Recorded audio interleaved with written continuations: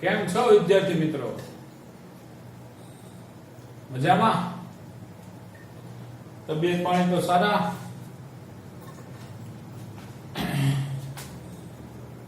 આપણે તમને time table તો મળી જ ગયો હશે. ટેસ્ટ 5 વીકલી ટેસ્ટ આવે છે જે આપણે તે 5મી ટેસ્ટ. એમાં આપણે ચેપ્ટર નંબર 1 અને 5 છે. ઓકે, પહેલું ચેપ્ટર આખું આવશે.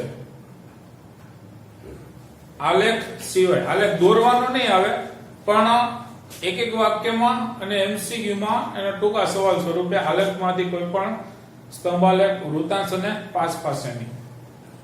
ઓકે, ત્યારબાદ આખું ચેપ્ટર આવશે. બરોબર, પહેલું ચેપ્ટર આખું. 5મું ચેપ્ટર આપણું જ્યાં સુધી ચાલે ત્યાં સુધી આવશે. ખ્યાલ આવી ગયો? 5મું ચેપ્ટર જ્યાં સુધી ચાલશે ત્યાં સુધીનો આવશે. ઓકે, હવે આપણે ઉત્પાદન ખર્ચના વર્ગીકરણનો ચોથો મુદ્દો જોવા જઈ રહ્યા છીએ. આપણે આગળનો ટોપિક ધપાવીએ. સરેરાશ સ્થિર ખર્ચ. શું છે ટોપિકનું નામ? સરેરાશ સ્થિર ખર્ચ, જેને AFC એવરેજ ફિક્સ કોસ્ટ તરીકે ઓળખવામાં આવે છે. બરોબર, તો શું છે સરેરાશ સ્થિર ખર્ચનો અર્થ? કે ઉત્પાદનના સ્થિર ખર્ચને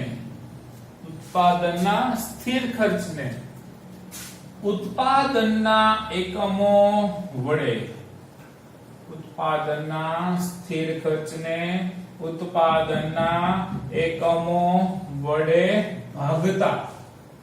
શું કીધું છે? ભાગતા. એના વડે ભાગવામાં આવે તો ભાગતા જે ખર્ચ મળે તેને સરેરાશ સ્થિર ખર્ચ કહે છે. ઓકે, તો ઉત્પાદનના સ્થિર ખર્ચાઓ એટલે ઉત્પાદનના સ્થિર ખર્ચ એટલે FC, જે આપણે મુદ્દા નંબર 1 જોયો તો FC, એને ઉત્પાદનના એકમો વડે ભાગતા. એટલે આપણે જે ઉત્પાદનના એકમ હતા TP, બરોબર, ઉત્પાદનના એકમ વડે ભાગતા જે ખર્ચ મળે છે તેને સરેરાશ સ્થિર ખર્ચ કહે છે. હવે સરેરાશ સ્થિર ખર્ચ એને આપણે સૂત્ર સ્વરૂપે લખવું હોય તો સ્થિર ખર્ચ ને ઉત્પાદનના એકમો વડે ભાગતા, એટલે સ્થિર ખર્ચના છેદમાં ઉત્પાદનના એકમ. તો AFC બરાબર FC ના છેદમાં TP.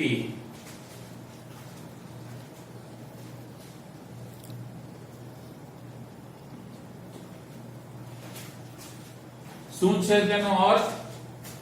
AFC બરાબર FC ના છેદમાં TP. FC એટલે સ્થિર ખર્ચ, ઉત્પાદનના એકમો એટલે ટોટલ પ્રોડક્શન. તો FC અને TP. હવે આપણે ઉત્પાદનના એકમો છે એને આપણે કાલ્પનિક રચના કરીએ. ધારો કે 10, 20, 30, 40, 50. સ્થિર ખર્ચ કેવો રહે? સ્થિર જ રહે. ધારો કે 100,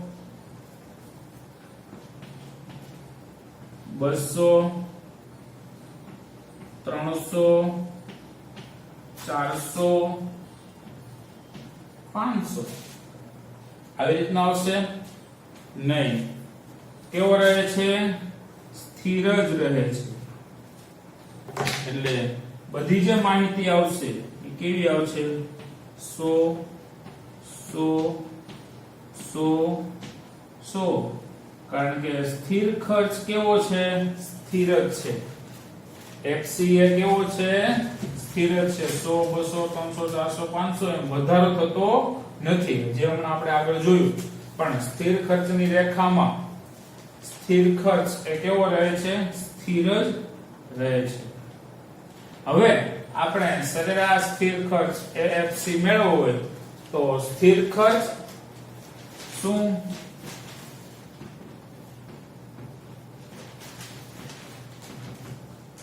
છેદમાં ઉત્પાદનના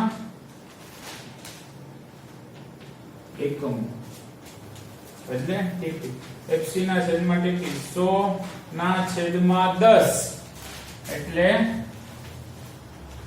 10 ખ્યાલ આવી ગયો 100 ના છેદમાં 10 એટલે 10 100 ભાગ્યા 20 એટલે 5 100 ભાગ્યા 30 એટલે 3.3 100 ભાગ્યા 40 એટલે 2.5 અને 100 ભાગ્યા 50 એટલે 50 દુ 100 એટલે 2. તો આ આપણને મળ્યો સરેરાશ સ્થિર ખર્ચ એફસી ને કોના વડે ભાગવાના ઉત્પાદનના એકમ વડે. હવે આને આપણે આકૃતિમાં દર્શાવીએ. જો નાનામાં નાની માહિતી 2 અને મોટામાં મોટી માહિતી 10 તો આપણે 2 4 6 8 અને 10 અહીંયા ઉત્પાદનના એકમ એટલે 10 20 30 40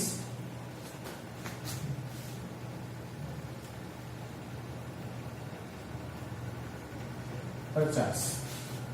ઓકે, હવે આપણે માહિતીને દર્શાવીએ. જ્યારે 10 માહિતી ઉત્પાદનના એકમ 10 છે ત્યારે સરેરાશ સ્થિર ખર્ચ કેટલો છે 10.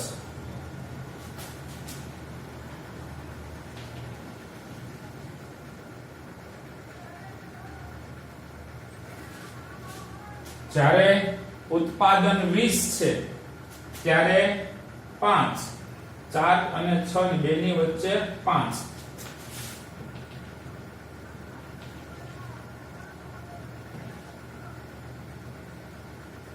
ઓકે, ત્યારબાદ ઉત્પાદન 30 છે ત્યારે સ્થિર ખર્ચ 3.3 2 અને 3.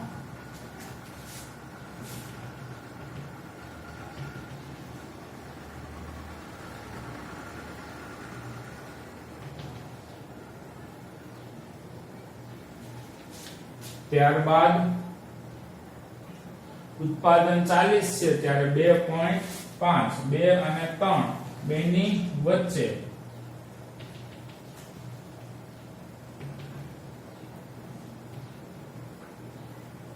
ઉત્પાદન 50 છે ત્યારે 2.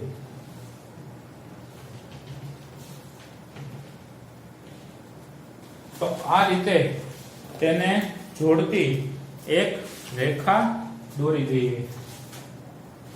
કોને જોડતી?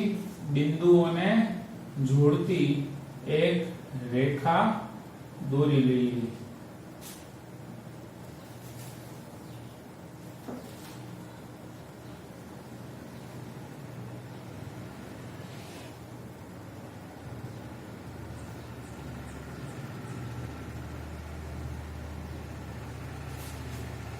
બિંદુઓને જોડતી જે માહિતી છે E A F C average fix cost. Average fix cost બરોબર. આ રીતના તેની આકૃતિ આવશે. હવે આના ઉપરથી તમારે સમજૂતી લખવાની રહેશે. સૌપ્રથમ સમજૂતીનો પહેલો મુદ્દો કયો?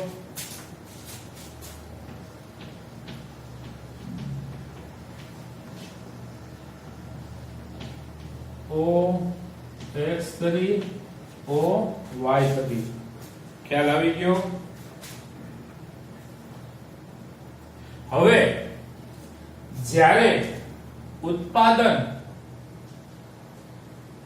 માં સતત વધારો થાય છે, ઉત્પાદનમાં સતત શું થાય છે? વધારો. ત્યારે જ્યારે ઉત્પાદનમાં સતત વધારો થાય છે ત્યારે સ્થિર ખર્ચ કેવો રહે છે? સ્થિર જ રહે છે. કેવો રહે છે? સ્થિર. ઉત્પાદનમાં જેમ જેમ વધારો થાય છે ત્યારે સ્થિર ખર્ચ કેવો રહે છે? સ્થિર જ રહે છે. જ્યારે સરેરાશ સ્થિર ખર્ચ એ બધા એકમો વચ્ચે વહેંચાઈ જાય છે. કયા? સરખા અંતરે બધા એકમો વચ્ચે શું થાય છે? વહેંચાઈ જાય છે. હવે ઉત્પાદનમાં જેમ જેમ વધારો થાય 10 છે ત્યારે સરેરાશ સ્થિર ખર્ચ કેટલો છે? 10. ટીપી ઉત્પાદન વધીને 20 થાય છે ત્યારે સરેરાશ સ્થિર ખર્ચમાં શું થયો? ઘટાડો થયો. શું થયો? ઘટાડો. જેમ જેમ ઉત્પાદન વધતું જાય છે તેમ તેમ સરેરાશ સ્થિર ખર્ચમાં સતત શું થાય છે? ઘટાડો થાય છે. શું થાય છે? ઘટાડો.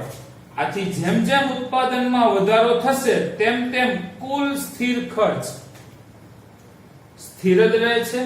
ત્યારે સરેરાશ સ્થિર ખર્ચમાં સતત શું થાય છે? ઘટાડો. શું થાય છે? ઘટાડો. આથી સરેરાશ ખર્ચ સતત શું થાય છે? ઘટતો જાય છે. આમ ઉત્પાદનના વધારાની સાથે સરેરાશ સ્થિર ખર્ચ ઘટે છે પરંતુ ક્યારેય શૂન્ય થતો નથી. શું કીધું? ઉત્પાદનના વધારાની સાથે ઉત્પાદનના વધારાની સાથે સરેરાશ એટલે કે AFC સરેરાશ સ્થિર ખર્ચ ઘટે છે. શું થાય છે? ઘટે છે. પણ ક્યારેય શૂન્ય થતો નથી. શું? શૂન્ય થતો નથી. આથી ઉત્પાદનના વધારાની સાથે સરેરાશ સ્થિર ખર્ચ ઘટે છે પણ ક્યારેય શૂન્ય થતો નથી.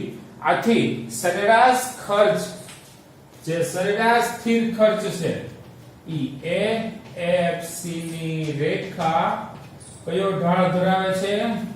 ઋણ ઢાળ ધરાવે છે. સતત શું થાય છે? ઘટાડો. ઉત્પાદન વધે છે. ઉત્પાદનમાં સતત શું થાય છે? વધારો. તેમ સરેરાશ સ્થિર ખર્ચની રેખામાં શું થાય છે? ઘટાડો. શું થાય છે? ઘટાડો. આથી આપણે ખબર છે કિંમત અને માંગ વચ્ચે કેવો સંબંધ છે? વ્યસ્ત. તો અહીંયા પણ કેવો સંબંધ છે? વ્યસ્ત. તો વ્યસ્ત સંબંધ હોવાના કારણે જે સરેરાશ સ્થિર ખર્ચની રેખા છે એ સરેરાશ સ્થિર ખર્ચની રેખાનો ઢાળ કેવો છે? ઋણ ઢાળ છે. કેવો ઢાળ છે? ઋણ ઢાળ છે. ઓકે, આ છે સરેરાશ સ્થિર ખર્ચ. 2 મિનિટ બોર્ડ ઉપર ધ્યાન રાખીને વ્યવસ્થિત વાંચી લો, આકૃતિ જોઈ લો.